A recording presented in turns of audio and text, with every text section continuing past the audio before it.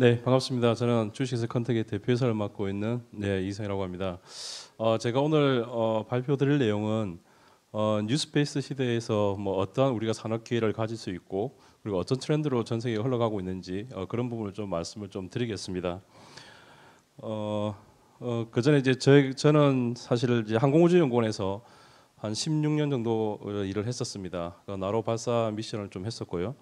그래서 그 이후에 이제 8년 전에 창업을 해서 지금 한 100여 명 정도 저희 직원들이 일을 하고 있습니다. 컨택이라는 회사는 조금 설명을 드리면 전 세계 우주 지상국을 한 12개 정도 저희가 설치를 했습니다. 알래스카라든지 아일랜드, 스웨덴 이렇게 설치를 해놓고 위성이나 발사체가 지나가면 그로부터 데이터를 받아서 수신 서비스를 하고 또 영상 처리도 하고 그래서 이제 고객에게 로 데이터를 전달하거나 아니면 프로세스된 그런 데이터를 전달하고 있습니다. 물론 스페이스X하고도 NDA를 맺고 이제 여러 가지 일을 준비를 하고 있고요. 지금 현재 저희는 이제 투자를 한 746억 정도 받았고 올해 한 10월 정도에 이제 상장을 목표로 두고 있습니다. 먼저 저 우주 산업이라는 부분을 좀 얘기를 드리려고 하면 일반적으로 학생들이나 일반인들이 과연 우주가 뭔지 그냥 전체를 보는 우주가 아니라 우주 산업, 우주 기술이라고 하는 부분을 좀 이해를 하셔야 됩니다. 그리고 우리가 왜 우주로 가는지 이런 부분에 대한 좀 이해가 필요할 것 같습니다. 여러분 우리가 왜 우주로 간다고 생각하십니까? 여러 가지가 이유가 있는데 가장 큰 부분은 사실 우리가 언제까지 지구에서만 머물 수 없다는 게 가장 큰 이유인 것 같습니다. 사실 우리가 우주로 가려고 하면 굉장히 많은 허들이 존재해요. 지금 이제 화면에 보이는 바와 같이 기본적으로 지구라고 하는 큰 매스가 내가 어디로 가려고 하는데 잡아당기고 있죠. 그렇기 때문에 그 매스가 잡아당기는 중력을 이기고 나가야 됩니다. 우주로 가려고 하면. 지금은 사라졌지만 옛날에 뭐 챌린저라든지 뭐 콜롬비아호 이렇게 우주 정거장에 갔다가 다시 이제 지구로 귀환하는 스페이스 셔틀도 있었죠. 다시 우주 나갔다 다시 들어오려고 하면 압력이라든지 그다음에 뭐 온도 이런 것도 극복을 해야 됩니다. 더군다나 우주 산업이라는 자체가 굉장히 돈이 많이 들고 그리고 굉장히 좀 극한의 환경에서 어떤 우주 스페이스 셔틀이라든지 위성이라든지 발사체가 움직이게 되기 때문에 기술 자체가 굉장히 이제 좀 난이도가 높습니다. 이런 많은 허들이 존재함에도 불구하고 우리가 우주로 가는 이유가 이런 부분이라고 저는 말씀을 드립니다. 물론 이제 우주에 가서 실험도 하고 뭐 마이크로그래비티 지구 가까이에서 우리가 뭐 단백질 합성도 하고 그리고 굉장히 이제 순수한 진공 상태에서 여러 가지 테스트도 하고 하는 여러 가지 그런 부분도 있지만 지금 유럽 우주국이라는 유로스페이스 에이전시에 발표한 것 같이 향후 100년 안에 지구를 타격할 수 있는 소행성이 한 800개 이상이 된다고 합니다. 자, 그러면 가만히 우리가 앉아서 그냥 당하고 있어야 될까요? 그렇진 않겠죠. 그래서 또 우리 이 지구상에 든든한 아빠가 있죠. 미국이라는 나라. 그런 아빠도 굉장히 열심히 뭔가를 준비를 하고 있습니다. 실제 만약에 인류가 어떤 문제가 생겼을 때 그 인류가 다시 재건하기 위해서 노르웨이 스발바다 아일랜드라는 데 보면 전 세계에 있는 식물 종자들을 다 모아놨어요. 이게 위도가 80도가 넘기 때문에 굉장히 추운 그런 환경이고 이런 종자들이 나중에 인류에 어떤 문제가 생겼을 때 다시 그 종자들을 꺼내서 다시 인류를 재건할 수 있는 그런 준비도 해놨다는 얘기예요. 그래서 그럴 가능성이 있다는 것을 항상 머릿속에 두고 있다는 얘기죠.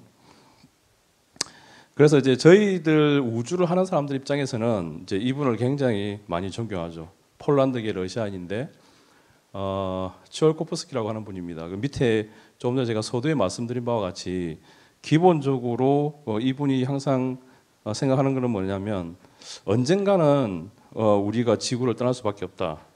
그래서 지구가 인류의 요람이지만 우리가 언제까지 그 요람에서만 살 수 없다. 이런 말을 굉장히 남긴 굉장히 유명한 어록입니다. 그러니까 이분이 이제 로켓 과학의 아버지라고 부르는데 실제 이분이 말씀을 하신 것 중에서 지금 안 된 건 하나밖에 없어요. 우주 엘리베이터. 언젠가는 우리가 달을 정복할 거고 달나라에 여행을 할 것이고 액체 로켓을 만들 것이고 그리고 뭐 화성을 탐사하고 막 이런 것들을 다 얘기하셨어요. 근데 다 됐죠. 그중 아직 안 된 거는 우주 엘리베이터. 나중에 우주 엘리베이터가 뭐 지구 저궤도까지 되면 사실은 이제 굳이 우리가 뭐 발사체를 가지고 저궤도의 위성을 띄울 필요는 없겠죠. 이제 그렇게 말씀하시면서 이제 굉장히 이제 전 세계적인 우주 산업, 그러니까 우주 기술의 어떤 부흥에 굉장히 영향을 많이 미쳤던 분입니다. 과거에 이런 분이 계셨다고 하면 지금은 어떤 사람이 있냐? 여러분들 다 알만한 이제 앨런 머스크가 있죠. 근데 이 친구는 원래 뭐 아시겠지만 페이팔도 뭐 했고 자기가 원래 소프트웨어 엔지니어로 막 많이 코딩하면서 M&A도 하면서 많은 돈을 벌었었고 사실 이 친구는 원래 우주를 할 생각이 이렇게 있던 친구는 아닙니다. 그 러시아에서 로켓 엔진을 가지고 와서 미국에서 그냥 로켓 서비스를 하겠다. 약간 리셀링 개념으로 서비스를 하겠다고 했는데 자기가 생각하는 가격보다 좀 안 맞으니까 그럼 직접 개발해 보자고 시작한 게 이제 스페이스에서 시초가 됐죠. 근데 이 친구가 읽었던 책 중에 은하수를 여행하는 히치하이커를 위한 안내서라는 책을 보면 기본적으로 이제 요 내용이 뭐 많이 있지만 각 행성 간의 우주위원회 리더들이 모여서 우주위원회에서 고속도로를 닦는데 중간에 지구가 있었어요. 근데 그 지구를 어떻게 할 것이냐, 지구를 폭파시킬 것이냐, 아니면 우회도를 만들 것이냐 고민하다가 결론은 지구를 폭파시키자라고 했었습니다. 그러다 보니까 이제 이분 입장에서는 언젠가는 지구가 없어질 수도 있겠다고 어릴 때 생각했던 것 같아요. 뭐 그게 어쩌면 또 스페이스 회사를 만들어서 내가 인류를 구해야 되겠다 뭐 그런 생각을 했을 수도 있겠죠. 그래서 지금 스페이스X가 하는 가장 큰 프로젝트 하나가 뭐 패컨 9으로 로켓 서비스도 하고 스타링크도 4만 개 만들어서 와이파이 서비스를 하려고 하는 스타링크도 있지만 기본적으로 이 친구의 파이널 골은 뭐냐면 화성에 지구인들 100만 명 거주시키겠다. 화성을 지구화하겠다라는 테라포밍 프로젝트를 하고 있죠. 그래서 지금 텍사스 쪽에 가면 이렇게 스타쉽이라고 하는 큰 발사체를 만들고 있습니다. 그러니까 웬만한 작은 아파트 한 동이 우주로 올라간다고 생각하시면 됩니다. 이렇게 화성에 랜딩을 하려고 하면 결국 로켓이 지구에서 벗어나서 화성에 랜딩을 해야 되니까 당연히 착륙을 할 수 있어야 되죠. 그래서 재활용 로켓을 만들면서 그런 실험도 많이 했고 물론 단가를 줄이기 위한 부분도 있었지만요. 그런 식으로 이제 스페이스X는 화성의 모든 목표를 두고 하고 있습니다. 자, 제가 지금까지 이제 우주에 우리가 왜 가야 되는지 그 가야 되는 여러 가지 이유 중에 하나를 제가 설명을 드렸습니다. 그럼 조금 더 나아가서 좀 먼 얘기가 아니라 우리 삶에서 우주가 어떻게 접목이 되어 있는지 그리고 아까 제목에도 뉴스페이스라고 하는데 과연 뉴스페이스가 뭔지 그럼 뭐 과거에는 뭐였냐? 과거는 그냥 스페이스였죠. 그러니까 요즘엔 뉴스페이스라 부르니까 과거는 그럼 올드스페이스가 되겠죠. 그럼 뉴스페이스를 하는 정의가 뭐냐? 여러 가지가 있습니다. 그 뉴스페이스 정의는 이겁니다라고 정의할 수 있는 사람은 없어요. 다 맞는 말이에요. 그러니까 저는 나름대로 제가 정의해본 뉴스페이스는 이 5가지 키워드로 정의를 해보았습니다.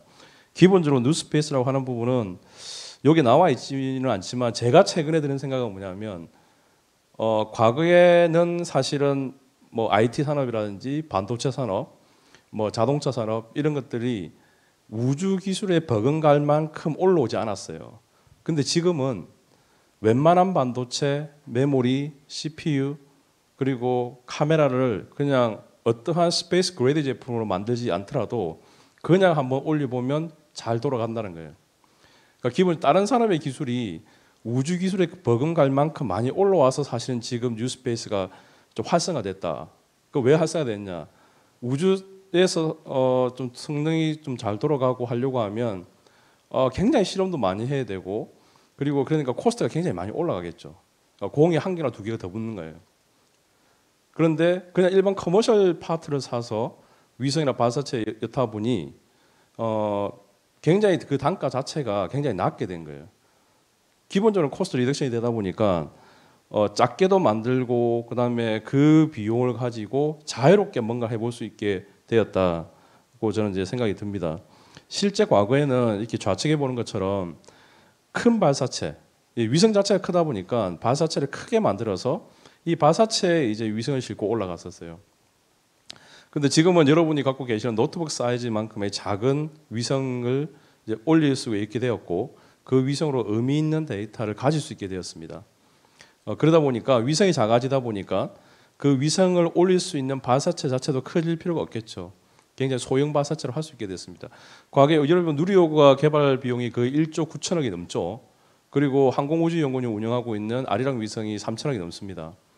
근데 지금 보시는 이제 오른쪽에 있는 위성이나 발사체 하나 요즘에 뭐 만드는데 뭐 20억, 30억이면 또 만듭니다.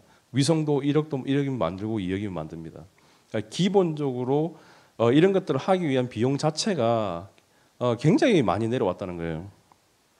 그래서 다시 앞 페이지로 보시면 제가 여기 보면 Affordable Launch and Satellite 돼 있는데 적합한 발사체와 적합한 위성이 만들어졌다는 거예요. 그게 어떻게 만들어졌냐? 여기에 나와 있듯이 기본적으로 기술 자체가 익스포넨셜하게 증가됐다는 거예요. 기술 자체가 굉장히 이제 많이 올라왔고 그 기술을 통해서 적합한 발사체 위성이 생기면서 민간 기업도 할 수 있는 뉴 비즈니스 모델이 생겼다는 거예요.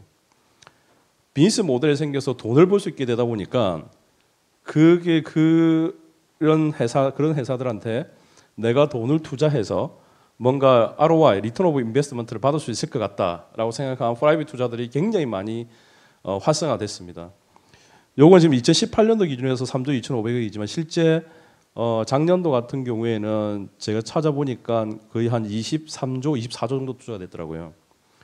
그러니까 이렇게 열심히 민간 영역에서 비즈니스가 이루어지다 보니까 국가도 그러면 내가 너한테 뭘 더 해주면 되겠니 하면서 국가가 가지고 있는 여러 가지 장벽들, 장애물들이 있죠. 특히 스페이스라고 하는 것은 굉장히 디펜스와 밀접합니다. 국가 전략 물자고요. 그러다 보니까 국가가 갖고 있는 여러 가지 장애 요소들을 많이 릴리즈를 해줬습니다. 그래서 결국 뉴스페이스가 민의 영역과 자금 영역, 즉 투자사의 영역, 그리고 정부의 영역, 그리고 그런 것들을 하기 위한 인재의 영역에서 굉장히 잘 융합이 되면서 지금 발전되고 있다. 이렇게 설명을 드릴 수 있을 것 같습니다. 좀 더 설명드렸듯이 이제 과거에는 이제 이렇게 큰 국가 우주청들 위주로 우주 산업이 좀 올라왔다고 보면 지금은 눈에 보이지도 않을 만큼 여기 보시면 컴퍼니들이 10,000개 정도 있죠. 한 10,000개 정도의 우주회사 그리고 투자사들이 한 5,000곳 정도 있습니다. 이렇게 그러면서 굉장히 많은 다양한 분야, 스페이스 메디슨, 그다음에 뭐 소행성에서 광물 채취해가지고 오는 스페이스 마이닝이라든지, 그다음에 시큐리티 부분도 있고요. 뭐 여러 가지 굉장히 많이 있습니다. 이런 부분에서 활동하는데 올해 이제 탑 10이라고 하는 어떤 트렌드 분석을 나름대로 이제 뭐 많은 컨설팅 기관에서 하는데 대표적으로 이렇게 뭐 작은 위성을 만드는 앤드류셋이라든지 스페이스X 발사체에 어떤 일정 공간만 임대해서 내가 다시 트랜스포터블 할 수 있는 오비터 위성 같은 걸 싣고 그게 다시 조그만 위성을 실어서 스페이스X 발사체가 어느 특정한 지점에 떨어뜨려 주면 얘가 나머지 위성을 싣고 내가 원하는 시간과 궤도에 정확하게 던져주는 그런 서비스를 하나 해서 생겨났으면 대표적인 게 모멘터스죠. 저희가 진주에서 올라가는 진주셋 발사 서비스를 저희가 모멘터스랑 계약을 해서 저희가 지원해주고 있는데 과거에는 일어나지도 않았던 그런 새로운 아이디어로 비즈니스를 하는 회사들이 굉장히 많이 생겨났다. 그렇게 이해를 하시면 됩니다. 그리고 우리나라의 보령제약이 투자를 한 액션 스페이스도 있죠. 액션 스페이스와 뒤에 보시면 이제 시에라 스페이스라고 하는 회사들이 있는데 원래 이제 여러분들 다 아시는 국제 우주 정거장, 인터내셔널 스페이스 스테이션이라고 하는 그 국제 우주 정거장이 이제 다 각 나라에서 돈을 펀딩을 해서 만들었죠. 그러면서 이제 그 우주 정거장에 뭐 수명 이제 같이 이용할 수 있는 그 기간 자체가 25년인가 26년에 지금 연장을 하는 이제 그런 단계로 들어가긴 했는데 그러다 보니까 이제 남는 거는 중국이 운영하는 이제 우주 정거장밖에 없는 거예요. 그러다 보니까 미국이나 유럽이나 다른 나라는 중국 그걸 쓰기 싫은 거죠. 그래서 미국에 있는 돈 많은 사람들이 내가 그러면 우주 정거장을 직접 만들게 해서 만든 게 이제 액션 스페이스예요. 그러니까 액션 스페이스는 지금 여기 보시는 바와 같이 이런 작은 동그란 모듈에 이게 우주 호텔입니다. 우주 호텔이고 사람을 싣고 올라가서 여기에서 1주, 2주 정도 생활하는 거죠. 뒤에 보시면 이제 시에라 스페이스 같은 경우에는 아예 얘를 사람을 실어 나르는 드림 체이스라는 비행기까지 다 만들었어요. 스페이스 플라이트까지 다시 만들어서 이런 동그란 공간에 사람이 거주를 하면서 우주 관광을 2주 정도 합니다. 이 정도 하고 그리고 우주에서 실험도 합니다. 저희가 매달 이제 전시회를 나가고 이제 스피커로 발표를 하는데 이제 시리어스 스페이스하고 같이 협력할 수 있는 부분을 얘기를 하다가 1단계로서 한국이나 아시아 쪽에 있는 고객을 저희가 커넥션을 해서 시에라 스페이스의 드림 체이스에 싣고 올라가서 한번 비즈니스 핏을 한번 맞춰보자. 이런 얘기를 하고 있고 추후에 가능하다고 하면 제주도에 스페이스 포트를 만들어서 국내 고객은 뭐 올라갈 때야 뭐 플로리다에서 올라가지만 제주도에 있는 스페이스 포트를 만들게 되면 그게 랜딩할 수도 있지 않겠냐라는 얘기까지도 나누었었습니다. 아무튼간에 스페이스 투어리즘에서 우주 관광과 우주 실험을 해주는 그런 회사도 지금 생겨났습니다. 그러다 보니까 이제 뭐 독일에서도 그렇고 나도 그러면 비행기 만들래. 우주 비행기. 그러니까 나도 싣고 우주에 올라갈래. 아마 모르겠습니다. 뭐 한 10년 내에는 아마 하나 투어를 통해서 우주 여행을 갈 수도 있지 않겠습니까? 그러면 그때 빨리 하나 투어 주식을 빨리 사십시오. 그러니까 이제 뭐 동남아를 가고 뭐 미국을 가는 게 아니라 이제는 아마 우주에 가서 휴가를 보내올 수도 있을 것 같습니다. 그리고 이제 아예 이제 우주에서 매니팩처링해서 뭐든가 미션을 해보자라는 그런 어떤 산업도 생겨나고 있고요. 하여간 뉴스페이스를 하면서 굉장히 우리가 생각하지 못했던 굉장한 다양한 산업들이 이렇게 생겨나고 있습니다. 조금 더 구체적으로 그러면 하나씩 좀 살펴보면 먼저 우리가 지금 살고 있는 이 세계에서 여러분 삶과 직접적으로 연관이 되어 있는 부분들이 굉장히 많이 있을 텐데 그래서 지금도 뭐 우리나라에서 서비스하는 회사가 있죠. 조그마한 접시 안테나를 가지고 위성에서 데이터를 받아서 방송도 보고 뭐도 보고 그리고 뭐 자율주행 맵도 만들고 그리고 여러분과 스마트폰에서 GPS 달려 있고 한국형 대한민국도 지금 한국형 GPS 합의해서 위치 정확도를 계속 올리는 이제 여러 가지를 하고 있는데 그러한 전체적인 어떤 스페이스 인더스트리가 2022년 2분기 기준으로 이제 어느 정도 이제 시장 규모가 이루어졌냐고 보면 한 469조 정도 됩니다. 올해는 아마 한 530조 정도 된다고 예측을 하고 있습니다. 그런데 여기서 주목할 부분은 뭐냐면 작년 1월부터 6월까지 올라간 인공위성의 수가 1000개가 넘죠. 그러니까 작년에 2000개가 넘게 올라갔다는 얘기예요. 스페이스X가 예전에는 2주에 64개씩 쐈습니다. 팔컨 9 로켓에. 지금은 거의 일주일마다 쏘고 있죠. 그래서 과거에 인류가 올렸던 인공위성의 수가 몇 년 안에 그걸 능가하고 있다는 말씀을 드리고 싶습니다. 그리고 우주청이라고 해서 우주청을 만들어서 나도 우주 사업 할래라고 하는 나라들이 지금 한 90개 정도 있습니다.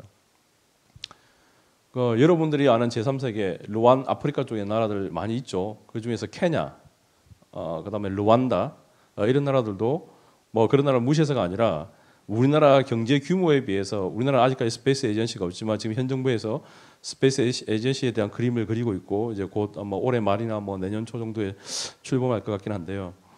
루안다도 루안다 스페이스 에이전시가 있고요. 케냐도 케냐 스페이스 에이전시 KSL하고 있습니다.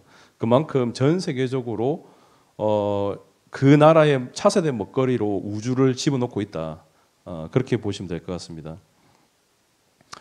아무래도 사실은 미국이 우주하는 기업들이 제일 많죠. 거의 50% 이상 돼 있고 유럽이 제가 보기에는 한 30% 이상 좀 되지 않겠나 그렇게 보고 있습니다. 그리고 예산을 보면 미국이 아무래도 압도적입니다.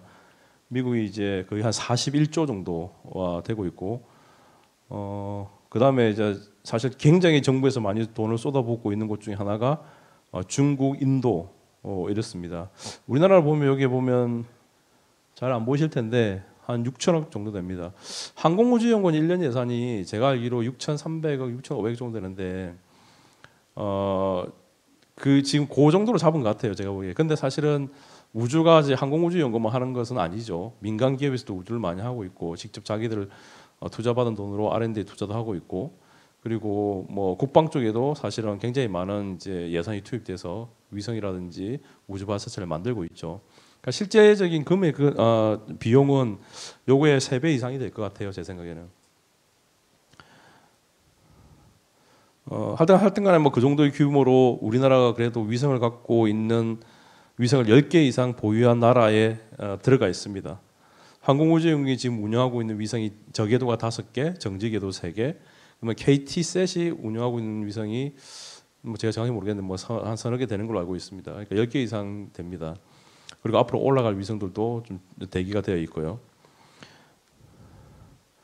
그러면 그런 위성들이 이제 과연 어떤 역할을 하느냐를 보면 여러분들이 비행기를 타고 아직까지 우리나라 대한항공이나 아시아나항공에서는 위성을 통해서 와이파이 서비스를 안 하지만 우리가 미국이나 유럽 출장을 가게 되면 다른 해외 항공사들 그런 해외 항공사들은 이제 와이파이 서비스를 해줍니다. 19.99불을 내면 풀 플라이트 동안에 와이파이 서비스를 받을 수가 있죠. 그러면서 인공위성을 통해서 사실 인터넷 서비스를 받을 수가 있습니다. 아이고. 요거를 잠깐 보시면 혹시 이게 동영상이 안 나오는데요. 혹시 중간 쪽에 클릭 한번 해주실래요? 네, 중간에 클릭 한번 해주십시오. 중간쯤에. 네, 지금 보면 우측에서 쭉 뭐 하얀 것들이 올라오고 있죠. 이제 얘들이 위성입니다. 예, 중동에서 찍은 건데 이게 스페이스X가 위성을 인젝션하면 위성들이 쭉 이렇게 기차처럼 올라가요. 그러니까 여러분들 제주도나 강원도에서 심심하실 때 스마트폰 갖고 쭉 열고 보시면 굉장히 빨리 움직이는 뭐 물체를 볼 수 있어요. 항공기는 자기들 항공 점등을 불빛을 내고 하지만 위성은 사실은 빛을 내는 그런 물체는 아니죠. 태양에 반사돼서 보는 거지. 그러니까 스타링크가 이렇게 매주 이 정도씩 띄웁니다. 그래서 전 세계 자기들 목표는 다양한 궤도에서 위성을 4만 개 정도 띄워서 전 세계로 와이파이로 묶어서 심리스하게 통신 서비스를 하겠다. 이게 스페이스X의 목표죠. 그리고 스페이스X만 그렇게 하는 게 아니라 유럽의 온랩이라든지 캐나다의 탈레셋, 아마존 AWS의 카이퍼 프로젝트 이런 애들도 지금 똑같이 스페이스X의 스타링크 서비스를 준비하고 있습니다. 그 또한 이것도 동영상 한 중간 정도로 한번 클릭해 주실래요? 지금 이 영상을 보시면 여러분들 옛날에 지구과학 시간에 지구는 서에서 동으로 자전을 하죠. 그런데 위성을 북극과 남극만 돌게 이렇게 딱 만들어 놓으면 그러니까 위성은 제자리에서 돌기만 하면 돼요. 왜? 지구가 돌아주니까. 그러면 알아서 지구 전 지구를 다 찍을 수 있어요. 자, 우리나라처럼 중위도가 있는 지역들은 이렇게 경사궤도로 돕니다. 왜? 그 지역을 더 많이 찍을 수 있는 리비지 타임을 갖기 위해서. 그러니까 지구의 어떤 자전 특성을 이용해서 내가 극궤도로 만들 거냐, 적도궤도로 만들 거냐에 따라서 위성에 있는 카메라를 가지고 전 세계에 내가 관심 있는 지역을 찍을 수가 있는 거죠. 자, 찍으면 어떤 영상들이 나오냐? 지금 요 하단에 보시면 요게 다 세종시인데요. 저희가 이제 이런 서비스를 하는데 세종시가 관심 있는 지역을 다 찍어서 스마트 시티 모니터링 서비스를 합니다. 어떤 지역의 건축률이 어느 정도 되고 그리고 어느 지역에 차가 얼마나 많고 그리고 도심 지역의 어떤 숲이라든지 그린존이 어떻게 형성되어 있고 그래서 스마트 시티 입장에서 내가 어떻게 관리할 건지를 위성에서 한눈에 보고 다 관리할 수 있습니다. 그걸 이제 AI 딥러닝을 통해서 그 물체 자체를 디텍션해서 트레이닝 시킨 다음에 변화 탐지를 계속 시계열적으로 확인하게 되죠. 항만 모니터링도 마찬가지고 현대자동차가 수출을 할 때 항만에 있는 차들을 찍어서 하루에 몇 대씩 수출하는지도 계속 할 수 있고요. 항만에 컨테이너가 있으면 그 컨테이너가 이렇게 적층돼서 수직으로 쌓이게 되죠. 근데 그 수직에 쌓이게 되는 것들이 위성에서 봤을 때는 몇 층인지 잘 안 보입니다. 근데 그림자가 있죠. 그럼 그림자의 크기가 있지 않습니까? 그림자의 크기를 가지고 얘 높이를 계산해서 컨테이너가 몇 개가 있는지를 역산을 합니다. 그렇게 해서 물동량 예측도 하고 있다. 그리고 여러분들이 다 아는 자율주행에도 이러한 위성 영상이 쓰입니다. 뭐 또 다른 비근한 예는 이제 뭐 우리나라는 그렇지는 않지만 해외 미국 같은 월마트 주변에 차들이 굉장히 많죠.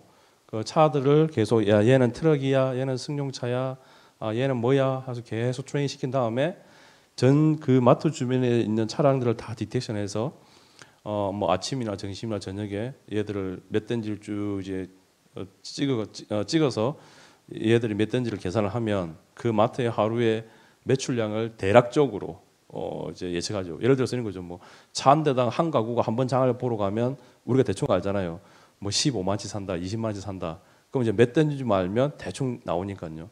그걸로 이제 그 마트의 하루 일일 매출량을 역산할 수 있다. 그런 서비스를 해주는 회사가 실제 미국에도 있습니다. 그리고 저희처럼 전 세계에 이렇게 지상국을 놔놓고 그런 위성 영상을 대신 받아주고 처리해주고 그리고 딥러닝을 통해서 어널리틱 서비스까지 해주는 회사도 있습니다. 또 이거는 뭐 저희 일상생활과는 좀 맞지는 않지만 지금 일본의 뭐 아이스페이스처럼 소행성에 가서 광물을 채취해서 니켈이나 백금을 채취해 가지고 와서 그걸 지구에 갖고 와서 팔겠다. 사실 이제 국제 우주법에 보면 우주라는 공간, 그 우주에 있는 무슨 자원은 한 국가가 독점할 수 없다고 되어 있습니다. 근데 그게 굉장히 이제 빠져나갈 수 있는 부분이 뭐냐면 국가는 독점할 수 없지만 민간은 독점할 수 없다는 얘기가 없어요. 그래서 만약에 내가 민간의 영역에서 기술을 가지고 그것을 가져오면 그건 내 거예요. 룩셈부르크 정부가 최초로 그 법을 그 민간이 할 수 있다고도 이미 그걸 어나운스 했고요. 그래서 그런 측면에서 룩셈부르크로 랜딩하는 우주기업들도 굉장히 많이 있습니다. 저희 회사도 그래서 룩셈부르크에 랜딩을 했었고요. 그러니까 이런 비즈니스를 하는 회사도 점차 생겨나고 있습니다. 또 이제 위성이 수명을 다하게 되면 결국에는 지구 주위에 굉장히 많이 쓰레기처럼 남겠죠. 위성이 뭐 2년 3년 되는 지나면 어차피 여러 가지 뭐 전자적인 문제라든지 이런 것 때문에 수명을 다하고 지구 주변에 있는데 이런 지구 주변에 있는 쓰레기를 모아서 지구로 갖고 오는 서비스를 하는 회사들도 있습니다. 뭐 스위스의 클리어 스페이스라는 회사가 있는데요. 요거 영상 한 번만 틀어주실래요?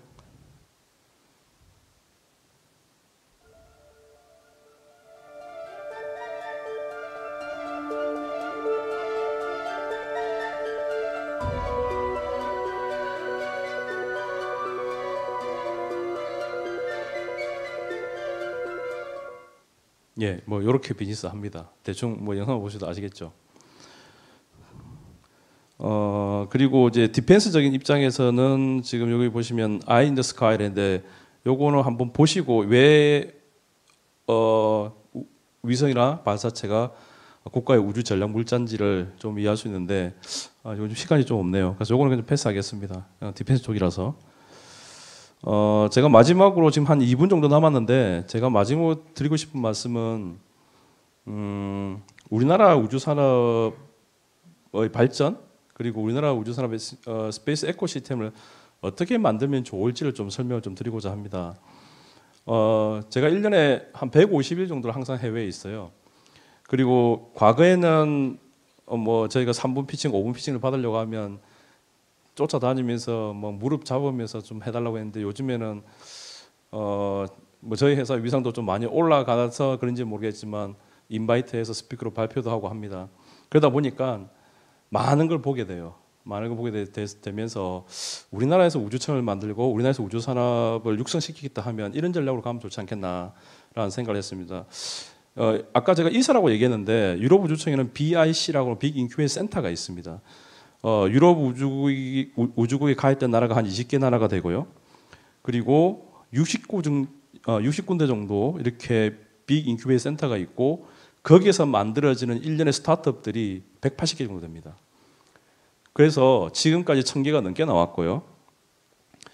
그리고 내가 만약에 우주에 유럽에 가서 내가 사업을 하겠다고 하면 IR을 한번 하고 통과가 되면 내가 원하는 곳에 랜딩을 할 수 있어요. 벨기에든 뭐 스웨덴이든 프랑스든.